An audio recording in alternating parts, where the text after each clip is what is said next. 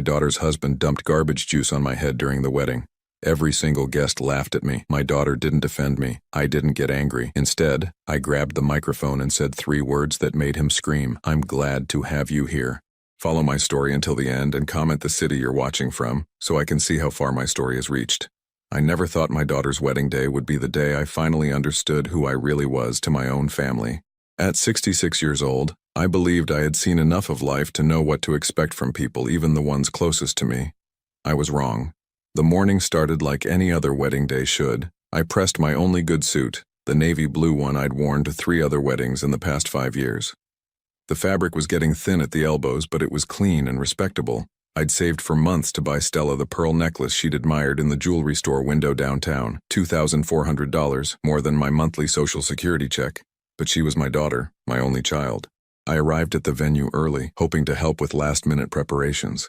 The country club looked magnificent, draped in white silk and baby's breath. Everything was perfect, expensive, the kind of wedding I could never have afforded to give Stella myself. That honor belonged to Walter, her groom, who worked at some big corporate firm downtown and never let anyone forget it. "Dad, you're early," Stella said when she saw me, but there was no warmth in her voice. She looked stunning in her dress, like her mother had on our wedding day 28 years ago. For a moment I saw my Sarah again, and my chest tightened with the familiar ache of missing her. "I wanted to see if you needed anything," I offered, adjusting my tie nervously. Stella glanced around, then leaned closer. "Actually, could you maybe stay in the back during the ceremony? Walter's colleagues are here, and you know how important first impressions are." The words hit me like cold water, but I nodded. "Of course, sweetheart." The ceremony was beautiful. I watched from the last row as my daughter married a man who had never once looked me in the eye during their entire 2-year courtship. Walter came from money, old money, the kind that builds country club memberships and summer homes. I was a retired factory worker who lived in a 1-bedroom apartment and drove a 15-year-old Honda. During the reception, I sat at table 12, far from the wedding party, with distant relatives who barely acknowledged my presence. I watched Stella laugh and dance, looking happier than I'd seen her since her mother died 8 years ago. Maybe that was enough. Maybe knowing she was happy was all I needed. Then Walter stood up to make his speech. "Thank you all for being here to celebrate this wonderful day," he began, his voice carrying across the room with practiced confidence. "Stella and I are so grateful for your love and support." He talked about their future together, their plans to travel Europe for their honeymoon, the house they'd buy in Stella's mother's hometown. He thanked his parents, his best man, even the caterers, but he never mentioned me, not once. When he finished, the crowd applauded. I forced a smile and clapped along, my hands feeling heavy. "Now," Walter continued, his voice taking on a different tone, "I'd like to take a moment to address someone special." My heart lifted slightly. Maybe he would acknowledge me after all. "Stella's father, Martin, is here with us today." Walter's eyes found mine across the room. "I think it's time we all understood exactly what kind of man he is." The room fell silent. I felt every eye turn toward me, my face burning with sudden dread. Walter walked over to the bar and picked up a large glass pitcher. It was filled with what looked like brown, murky water, the kind of mixture you'd find at the bottom of a garbage can after a rainstorm. My stomach dropped as I realized what he was about to do. "This," Walter announced loudly, "is finally what you deserve." Before I could move, before I could even process what was happening, he dumped the entire contents over my head. The liquid was cold and sticky, smelling like rotting food and old coffee grounds. It soaked through my suit, dripped down my face, and pooled on the floor around my chair. The room erupted in laughter, not the uncomfortable, awkward kind that happens when someone crosses a line. Genuine, hearty laughter. These people, Stella's wedding guests, were enjoying my humiliation. I looked at my daughter, expecting to see shock, anger, something that showed she would defend me. Instead, Stella covered her mouth with her hand, not in horror but to hide her own laughter. "Dad always was a mess," she said loud enough for nearby tables to hear. "At least now he looks like how he's always made me feel." The laughter grew louder. Someone clapped. Another guest whistled. I sat there dripping and stunned, feeling the weight of every eye in the room. This was my daughter's wedding day and I had become the entertainment, but then something strange happened. Instead of the crushing embarrassment I should have felt, a calm settled over me. A clarity I hadn't experienced in years. I stood up slowly, garbage juice still dripping from my hair and clothes. Without hurrying, I walked to the front of the room where Walter stood grinning beside the microphone. "May I?" I asked, gesturing to the microphone. Walter, still smirking, handed it over. "Sure, let's hear what you have to say." I looked out at the crowd of faces, some still chuckling, others watching with curious anticipation. I found Stella's eyes across the room. She looked confident, proud even, as if she'd finally put me in my place. I leaned into the microphone and spoke just 3 words. Check the will. The effect was immediate and electric. Walter's face went from smug satisfaction to pure terror in the span of a heartbeat. The color drained from his cheeks so quickly I thought he might faint. "What did you say?" he whispered, but the microphone picked it up, broadcasting his panic to the entire room. I handed the microphone back to him calmly and walked toward the exit. Behind me, I could hear Walter's voice rising to a shout, calling my name, but I didn't turn around. For the first time in years, I felt powerful. As I drove home in my garbage-stained suit, my mind drifted back to how things had gotten so bad between us. It hadn't always been like this. When Stella was little, before Sarah died, we were a family. I worked double shifts at the plant to pay for Stella's dance lessons, her summer camps, her college fund. Sarah and I went without so Stella could have everything we never did. But after Sarah's funeral 8 years ago, something changed in Stella. The grief hit us both hard, but instead of bringing us together, it seemed to drive a wedge between us. She started seeing me differently, like I was a reminder of everything she'd lost instead of the one person who understood her pain. The shift became obvious when she brought Walter home for the first time 3 years ago. I was excited to meet him, eager to welcome someone new into our small family.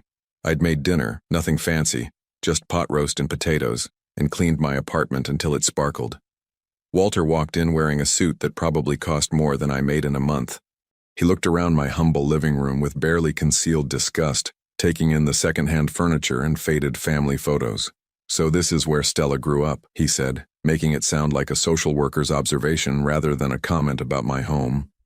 During dinner, he questioned everything. Why had I never gone to college? Why did I stay at the factory for 37 years? Why didn't I have better insurance when Sarah got sick? "Dad never really had much ambition," Stella explained, like I wasn't sitting right there. "Mom was always the one with dreams." I bit my tongue then, like I would countless times afterward. I didn't tell them about the promotion I'd turned down because it would have meant traveling and missing Stella's school plays. I didn't mention the business loan I'd qualified for, but never took because Sarah wanted the security of my steady paycheck. I didn't explain how I'd cashed in my retirement fund early to pay for Sarah's experimental treatments, the ones insurance wouldn't cover. After that first dinner, the visits became more frequent, but I was increasingly treated like a burden.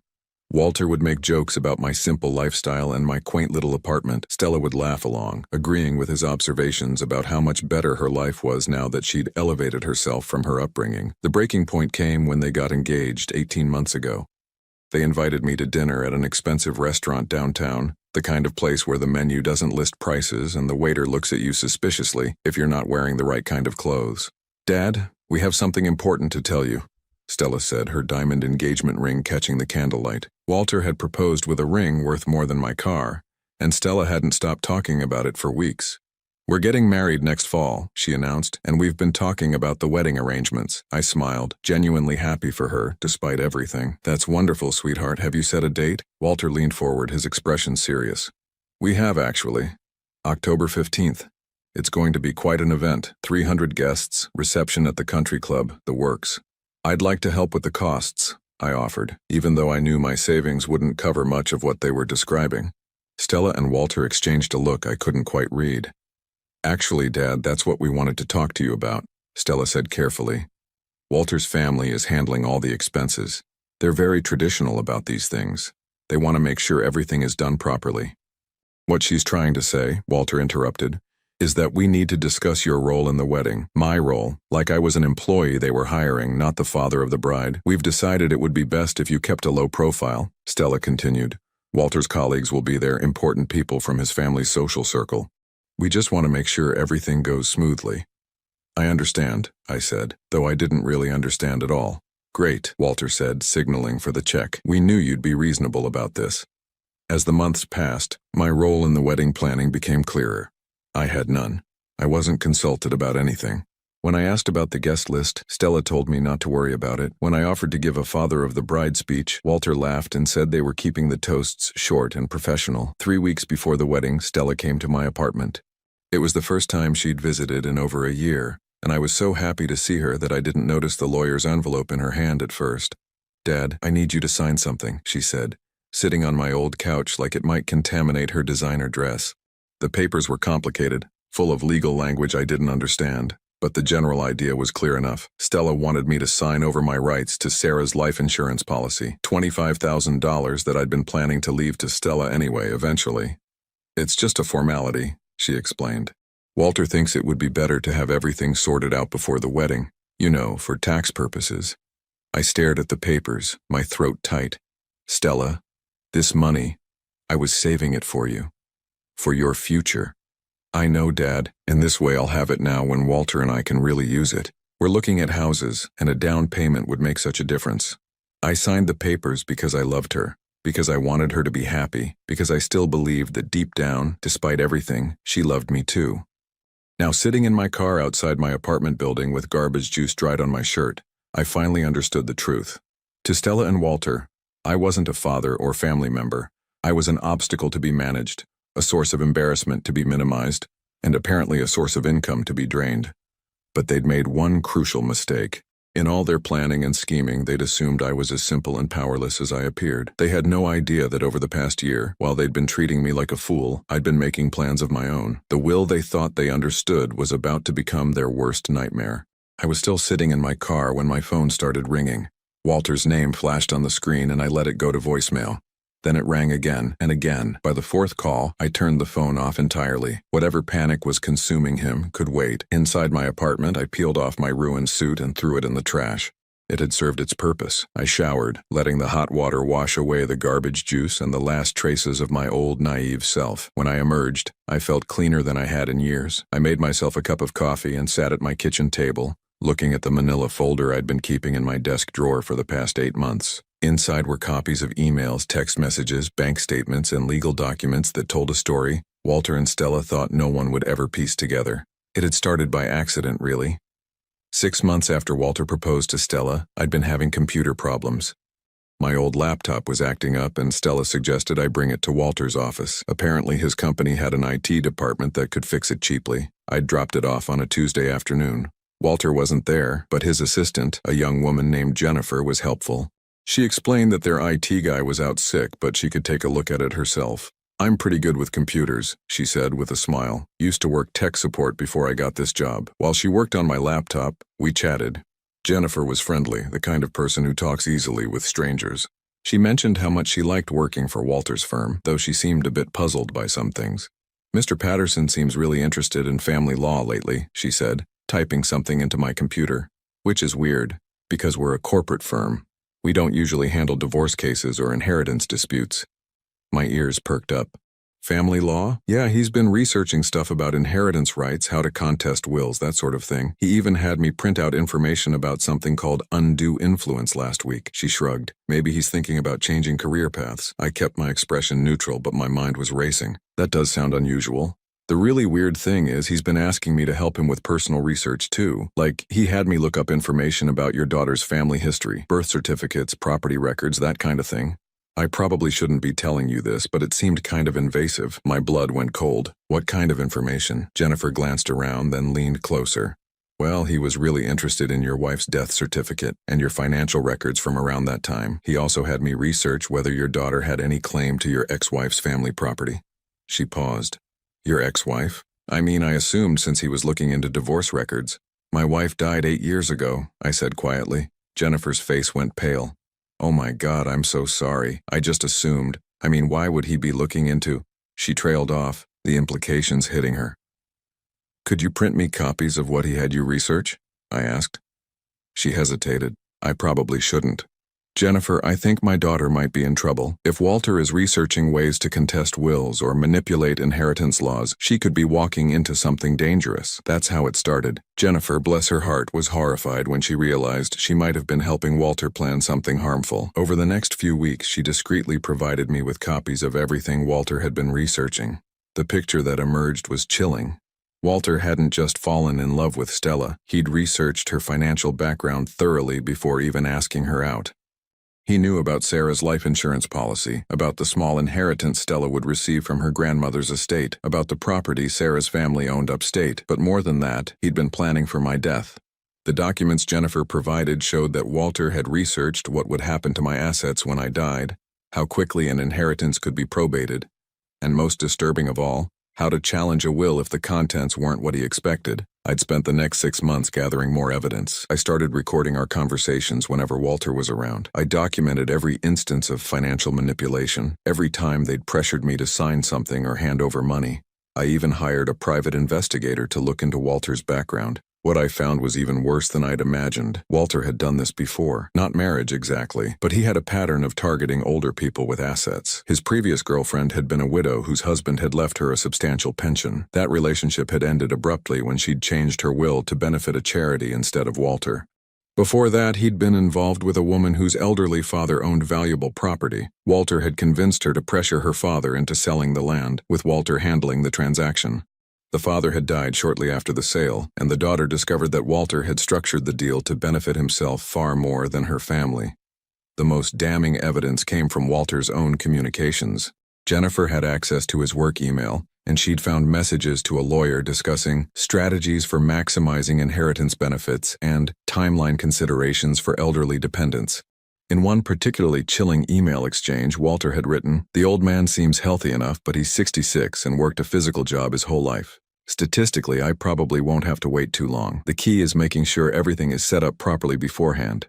The lawyer had responded with advice about positioning himself as Stella's financial advisor, getting power of attorney if possible, and ensuring that any will I might have would be contestable if necessary. They were planning my funeral before I was even sick. But the most heartbreaking discovery was Stella's involvement. I'd hoped, even as the evidence mounted, that she was innocent. That Walter was manipulating her just like he was trying to manipulate me. The text messages Jennifer found proved otherwise. Stella and Walter had been discussing my assets for months. She'd sent him copies of financial documents she'd convinced me to share with her. She'd even joked about how pathetically eager I was to help them. In one message, she'd written, "Dad signed over the insurance money just like you said he would. He's so desperate to feel useful. It's actually kind of sad." Walter had replied, "Don't feel bad. We're doing him a favor. At least this way his money will go to someone who can actually use it properly." Another exchange had nearly made me sick. "Do you think he suspects anything?" Stella had asked. "Are you kidding? He's completely clueless. The man thinks we actually want him at the wedding. I almost feel guilty sometimes." "Don't. He's had his whole life to make something of himself. It's not our fault he never did." I'd read those messages 3 times before I could fully process them. My daughter, the little girl I'd carried on my shoulders to the zoo, who I'd taught to ride a bike, who I'd held when she cried about her mother's death, that daughter saw me as nothing more than a wallet to be emptied. That's when I'd made my own plans. I'd called my lawyer, James Morrison, who'd been handling my affairs since Sarah died. I'd known James for 15 years, and he'd always been straight with me. "Martin, are you sure about this?" he'd asked when I explained what I wanted to do. I've never been more sure of anything in my life. The new will I'd signed 3 months ago was very different from the one Stella and Walter thought existed. They were expecting to inherit my modest savings, my apartment, and whatever remained of Sarah's insurance money. They had no idea that I'd been far more successful than anyone knew. Now, sitting in my kitchen with the evidence spread out before me, I finally felt ready for what was coming. My phone, which I'd turned back on, showed 17 missed calls from Walter and 9 from Stella. The messages were getting increasingly frantic. The last one from Walter simply said, "We need to talk. Now." I smiled and put the phone back in my pocket. We would talk, all right. But this time, the conversation would go very differently than they expected. Walter showed up at my apartment at 11 that night. I wasn't surprised. I'd been expecting him. What did surprise me was that Stella wasn't with him. Apparently, even she had limits to how far she'd go for Walter's schemes. I could hear him pacing in the hallway before he knocked, his footsteps heavy and agitated. When I opened the door, he looked like he'd aged 10 years since the wedding. His expensive suit was wrinkled, his usually perfect hair disheveled, and there was a wild look in his eyes that I'd never seen before. "Martin, we need to talk," he said, pushing past me into my apartment without being invited. "Come in," I said dryly, closing the door behind him. He spun around to face me, his composure completely gone. "What did you mean when you said check the will?" "What will?" "You don't have anything worth putting in a will." I walked to my kitchen and poured myself another cup of coffee, taking my time. "Would you like some coffee, Walter? You look like you could use it." "Don't play games with me, old man," he snapped. "I've been researching your finances for months.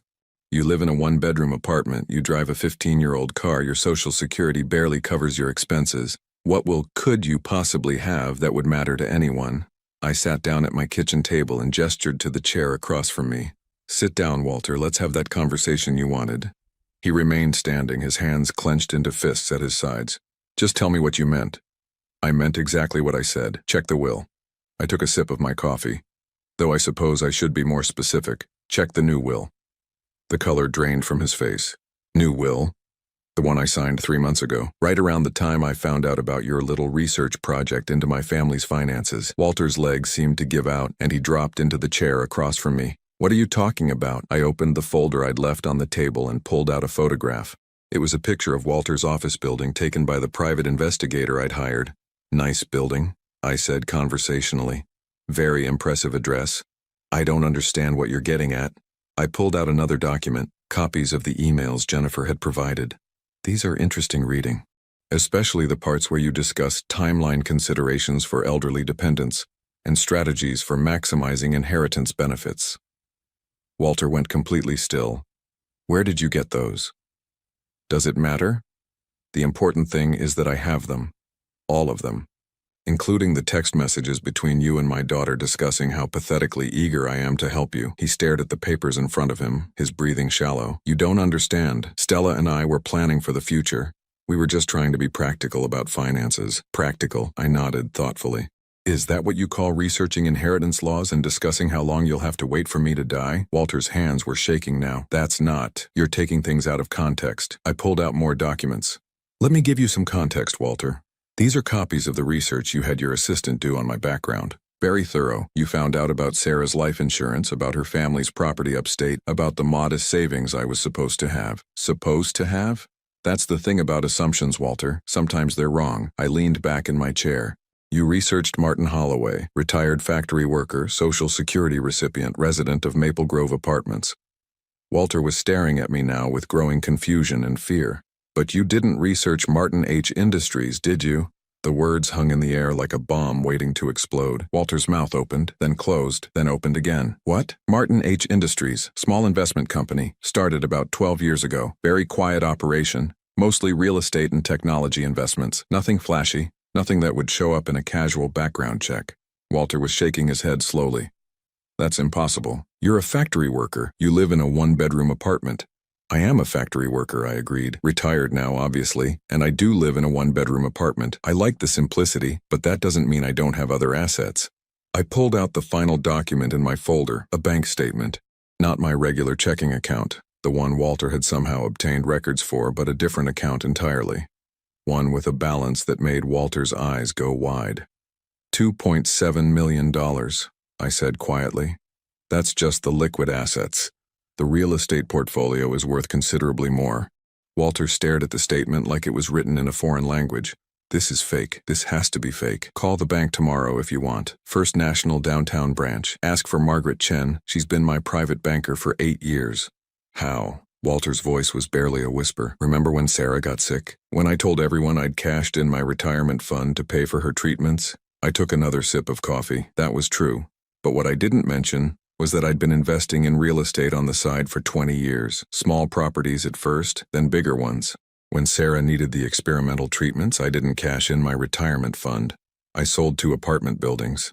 Walter was staring at me like he'd never seen me before. After Sarah died, I threw myself into the business. It was the only thing that kept me sane. Buying properties, fixing them up, selling them for profit. Then I started investing in tech startups, small companies that reminded me of myself, underestimated, overlooked, but solid. But your apartment, your car, your clothes.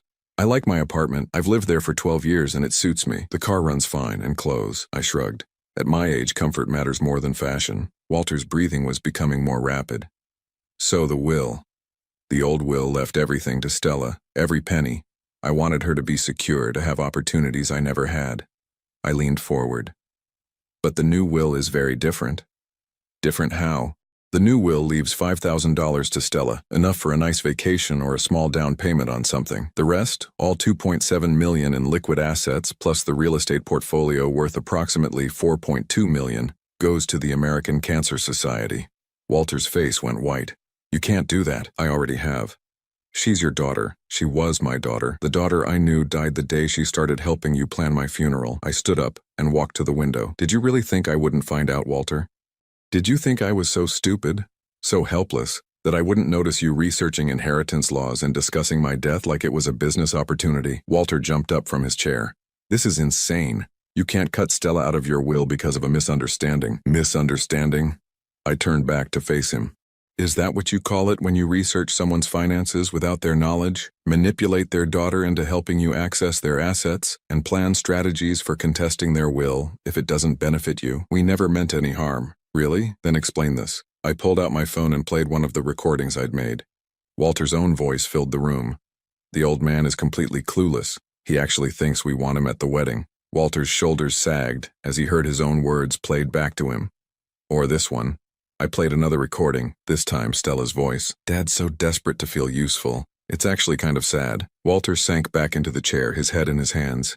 Here's what's going to happen, Walter, I said, my voice calm but firm. You're going to leave my apartment and never contact me again. You're going to stop researching my finances, stop planning for my death, and stop treating my daughter like a co-conspirator in your schemes. And if I don't, then I take all of this evidence to the police. Financial fraud, elder abuse, conspiracy. I'm sure they'll find something that sticks. Plus, I have a few friends at the newspaper who would be very interested in a story about a corporate lawyer who preys on elderly people and their families. Walter looked up at me, his face a mask of defeat and rage. You think you're so smart, don't you? No, Walter, I think I'm a father who finally woke up to what his daughter had become, and I think I'm a man who refuses to be anyone's victim. He stood up slowly, straightening his rumpled suit. Stella's going to be devastated when she finds out about the will. Stella made her choice when she decided to help you. Now she gets to live with the consequences. Walter walked toward the door, then paused. This isn't over. Yes, it is, I said quietly. It's been over since the moment you dumped that garbage on my head. You just didn't know it yet. After he left, I sat in my quiet apartment, feeling truly at peace for the first time in years. My phone was buzzing with more calls from Stella, but I didn't answer. There would be time for that conversation later, when she was ready to hear the truth about what she'd become. For now, I was content to sit in the silence, knowing that I'd finally taken control of my own story. Stella didn't call the next day, or the day after that. It wasn't until Thursday, 3 days after her wedding, that she finally showed up at my door. I'd been expecting her sooner, but I supposed Walter needed time to figure out how to break the news to her. When I opened the door, she looked nothing like the radiant bride from Saturday night. Her hair was unwashed, her makeup smeared, and she was wearing an old college sweatshirt I remembered buying her years ago. For a moment, seeing her like that, I almost felt sorry for her. Dad, she said, her voice small and broken. We need to talk. I stepped aside to let her in. She walked to my couch and sat down heavily, like the weight of the world was on her shoulders. Walter told me about your conversation, she said without looking at me. Did he tell you all of it? She nodded slowly. About the will, about the money, about... She swallowed hard. About what we did. I sat down in my armchair across from her, the same chair I'd sat in when she was little and would curl up on the couch to watch movies with me. Back when things were simple, back when she loved me. I need to know something, Stella, I said quietly. Was any of it real?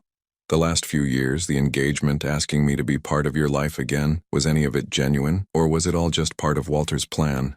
She was quiet for a long time, staring at her hands. When she finally looked up, there were tears in her eyes, but I couldn't tell if they were tears of remorse or self-pity. It started out real, she said finally. When I first brought Walter home, I really did want you to like each other. I wanted us to be a family. But he started pointing things out, about your apartment, your job, the way you dressed. He said it was embarrassing to have a father-in-law who looked like he couldn't take care of himself. She wiped her nose with the back of her hand.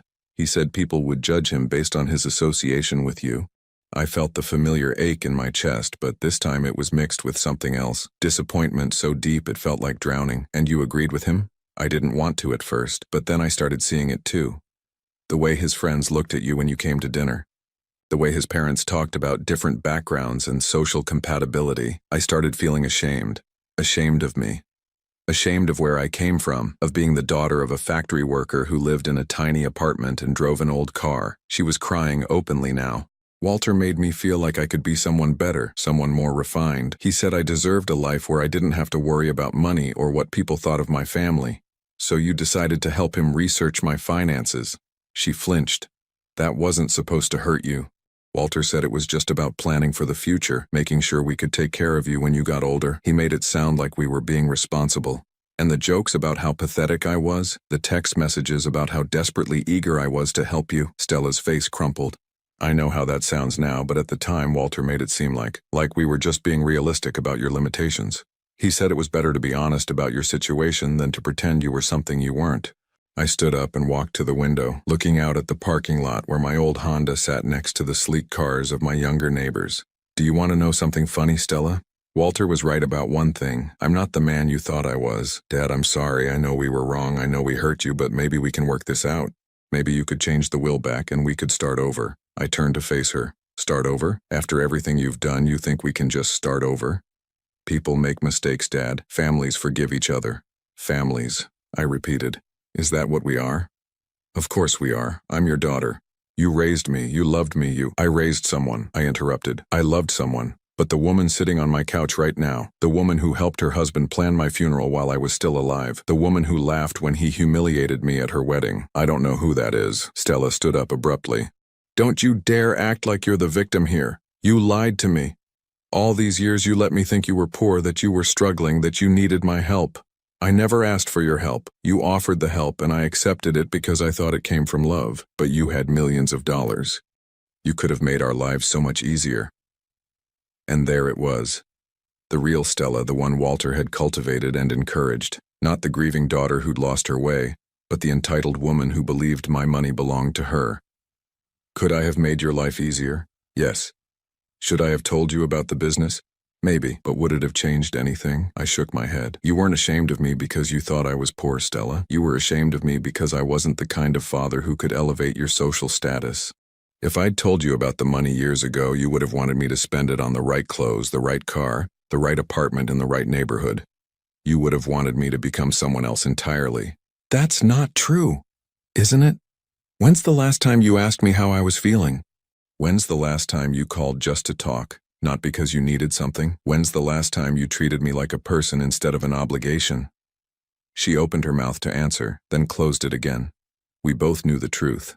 The money was never the real issue, I continued.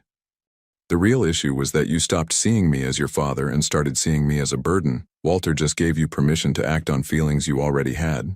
Stella sank back down onto the couch. So that's it? You're cutting me out of your life forever? I'm not cutting you out, Stella. You cut yourself out the day you decided I wasn't good enough to be part of your new life. But the will stands. $5,000 is more than enough for someone who sees their father as an embarrassment to be managed. She was quiet for a long time and I could see her processing everything. Finally, she looked up at me with an expression I hadn't seen since she was a teenager. Genuine fear. Walter's going to leave me, she said quietly. Probably. He only married me for the money. Once he realizes there isn't any, he'll find some reason to divorce me. Probably, I said again. What am I supposed to do? For the first time since she'd arrived, I felt a flicker of the old protective instinct. This was my daughter, scared and alone, asking her father for help. But then I remembered the recording of her voice, laughing about how pathetic I was, and the feeling faded. You're going to figure it out, I said, just like I had to figure it out when you and Walter decided I wasn't worth your respect. She stared at me for a long moment, as if waiting for me to change my mind, to tell her everything would be okay, to fix the mess she'd made of her life. When I didn't, she stood up and walked toward the door. I hope you're happy, she said, her voice bitter. You've got your revenge. This isn't revenge, Stella. Revenge would be if I'd planned all this to hurt you. This is just me finally learning to value myself the way you never did. After she left, I sat in my quiet apartment and thought about the conversation. I'd expected to feel victorious or at least satisfied. Instead, I felt empty. Not sad exactly, but hollow, like something that had been part of me for 32 years had simply disappeared. I walked to my bedroom and opened the closet, pulling out a box I'd kept on the top shelf for years. Inside were photographs of Stella growing up, her first day of school, her high school graduation, the day she got accepted to college. Pictures of a little girl who used to climb into my lap and fall asleep while I read her stories. I looked at those pictures for a long time, trying to reconcile the child in the photographs with the woman who'd just left my apartment. Somewhere along the way, I'd lost her. Or maybe she'd lost herself. Either way, that little girl was gone, and I was finally ready to stop pretending she was coming back. I put the box away and went to make dinner. Tomorrow, I would call my lawyer and make sure everything was in order. I would continue living my quiet life, maybe travel a bit, maybe find some charity work to keep me busy. But tonight, I would mourn the daughter I'd lost, and then I would move on. 6 months later, I was sitting in a cafe in downtown Portland, watching the rain streak down the windows and feeling more at peace than I had in years. I'd sold my apartment in Ohio and bought a small house near the coast, something I'd always dreamed of doing but never thought I could afford, at least not while everyone believed I was just a poor retiree. The move had been liberating in ways I hadn't expected. No one here knew my story. Knew about Stella or Walter or the humiliation at the wedding. I was just Martin, the quiet man who bought coffee at the same cafe every Tuesday and Thursday, who volunteered at the animal shelter on weekends, who kept his yard neat and always had a friendly word for his neighbors. I was reading the newspaper when I saw the headline in the society section, "Local corporate lawyer files for divorce after brief marriage." The accompanying photo showed Walter in his expensive suit, looking haggard and defensive outside what appeared to be a courthouse. The article was brief but told the story clearly enough. Walter Patterson, junior partner at Morrison Wells & Associates, was seeking divorce from his wife of 6 months, citing irreconcilable differences and financial incompatibility. The journalist had done their homework. There were references to alleged financial misrepresentations and disputed asset claims. I folded the paper and set it aside. I felt nothing, no satisfaction, no vindication, not even sadness. It was just information about people who were no longer part of my life. The waitress, a young woman named Emma, who always remembered that I liked my coffee black, came over to refill my cup. "You look thoughtful today, Mr. Martin," she said with a smile. "Just reading about other people's troubles," I said. "Makes me grateful for the quiet life." That's a good way to look at it. My grandmother always said that drama follows people who invite it in. I thought about that as I walked home. Had I invited the drama with Stella and Walter? Had I somehow encouraged their behavior by being too accommodating, too eager to please, too willing to ignore the warning signs? Maybe, but it didn't matter anymore. I'd learned the lesson, painful as it was, and now I could move forward. At home, I found an envelope that had been slipped under my door. My name was written on it in handwriting I didn't recognize. Inside was a short letter. "Dear Mr. Holloway, you don't know me, but my name is Jennifer Mills. I used to work as Walter Patterson's assistant. I wanted you to know that I've left that job and started working for a legal aid organization that helps elderly people protect themselves from financial abuse. I want to thank you for opening my eyes to what was happening. I hope you're doing well. Jennifer." At the bottom, she'd included her new contact information and a note. "If you ever want to talk about your experience or help other people in similar situations, please call me." I set the letter on my kitchen table and made myself a sandwich. Jennifer's note reminded me that my experience with Stella and Walter, painful as it had been, might actually serve a purpose. There were probably other elderly people out there being manipulated by family members or supposed loved ones who saw them as nothing more than sources of income. That evening I called Jennifer. "Mr. Holloway," her voice was warm and surprised. "I wasn't sure you'd want to hear from me. I appreciated your letter. Tell me about this legal aid organization." She explained that Elder Advocates was a nonprofit that provided free legal services to seniors who were being financially exploited. They also offered education programs to help older adults recognize the warning signs of abuse and protect themselves. "We could really use someone with your experience," Jennifer said. "Someone who's been through it and came out the other side. A lot of our clients feel ashamed, like they should have known better. Hearing from someone who understands might help them." I thought about it for a week before I called her back and agreed to volunteer. Not as a spokesperson or a public figure, but as someone who could sit quietly with frightened elderly people and tell them they weren't stupid. They weren't alone and they could take back control of their lives. The work was surprisingly fulfilling. I met with people who'd been manipulated by adult children, grandchildren, caregivers, and romantic partners. I listened to stories that were heartbreakingly similar to my own. Families who saw their elderly relatives as ATMs, who isolated them from friends, who made them feel worthless and grateful for any scrap of attention. One woman, Dorothy, reminded me particularly of myself. Her son had convinced her to sign over power of attorney, then systematically emptied her savings account. When she questioned him, he told her she was getting senile and couldn't be trusted to manage her own affairs. "I started believing him," she told me during one of our sessions. "I thought maybe I was losing my mind. Maybe I couldn't take care of myself anymore." "But you could," I said. "And you did. You're here, you got help, you took action. That takes strength. I just feel so stupid. He's my son. I raised him. How could I not see what he was doing? Because you loved him, because you trusted him, because you believed that the relationship you had when he was a child still existed." I paused. "Sometimes people change, and sometimes we have to accept that the person we loved is gone." Dorothy nodded, tears in her eyes. "Do you ever miss her, your daughter?" I considered the question carefully. "I miss the daughter I thought I had. But I don't miss the stress, the manipulation, the constant feeling that I wasn't good enough. I don't miss walking on eggshells or being grateful for scraps of affection. Are you happy now?" I thought about my small house by the coast, my quiet mornings with coffee and newspapers, my volunteer work, the neighbors who waved when they saw me working in my garden. I thought about sleeping peacefully without worrying about what Stella or Walter might want from me next. Yes, I said, I'm happy. A year after the wedding, I received a phone call from a number I didn't recognize.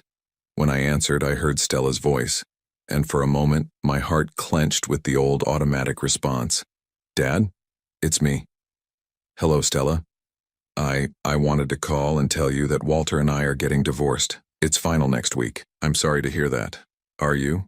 Her voice was bitter. You were right about him. About everything. He left me for his secretary 3 months after he realized you weren't leaving us any money. I didn't say anything. There was nothing to say. I lost the house, she continued, and most of my savings, and I had to move back in with Mom's sister in Cleveland. My sister-in-law Ruth was a good woman. Stella would be fine there. I've been thinking a lot about what happened, Stella said, about the things I said and did. I know I hurt you. Yes, you did. I was wondering, is there any chance we could try again? Maybe start over? I closed my eyes, feeling the weight of 32 years of fatherhood, of love and disappointment and hope and betrayal. I don't think so, Stella.